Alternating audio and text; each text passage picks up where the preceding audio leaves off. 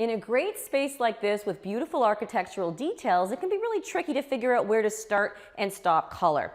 I think in this space, we just need to make it simple. And so that's exactly what I did. I used one main color escarpment, which is this lovely warm mid-tone gray, brought that through the family room up to the second floor and then into the kitchen and eat-in area. Now, with this one color, it looks quite different in the kitchen area because of the light source and because it's contrasted against the bank of simply white cabinets. So the same color can feel quite different. In the family room, we don't have all that natural light. It really cozies up. But I actually use curtains that are just slightly lighter than the wall color just to add a little bit of dimension and to finish off the window area. But because I can't just use one or two colors, I had to use one more. I used French press to create this nice focal point on the back wall that really draws attention to the mantle, makes that really pop, but then it also hides the TV when it's not in use.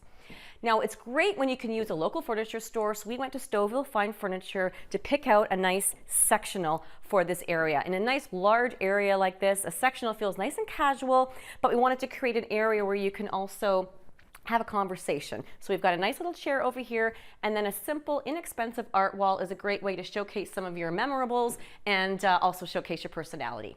Now, in a large space like this, the tendency is to put the furniture all against the back walls, but then we're going to be too far away from the TV. So take advantage of the space and instead create separate zones. So over here, I use the sofa table that will double up as a desk when needed.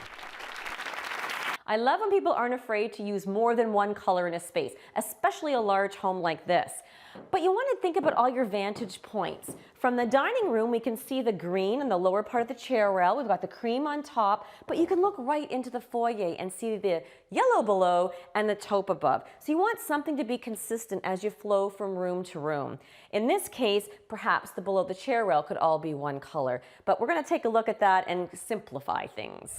I continued escarpment from the family room into the piano room and the dining room. Now, in the dining room, there was a simple chair molding. I didn't want to draw attention to that, so I painted the escarpment from floor to ceiling. Keeps it nice and consistent in this area where there's lots of windows anyway. Now in the piano room, there was beautiful panels, but I treated them in a much more classic way by painting them all out from the chair rail right to the bottom with simply white. I used a satin finish so you get a little bit of dimension with that sheen, especially in contrast to the escarpment, which is painted in an eggshell finish. Now that wainscoting continues all the way through the hallway, upstairs and downstairs, so by treating it the same, you can look through all vantage points and you get a really nice consistent look.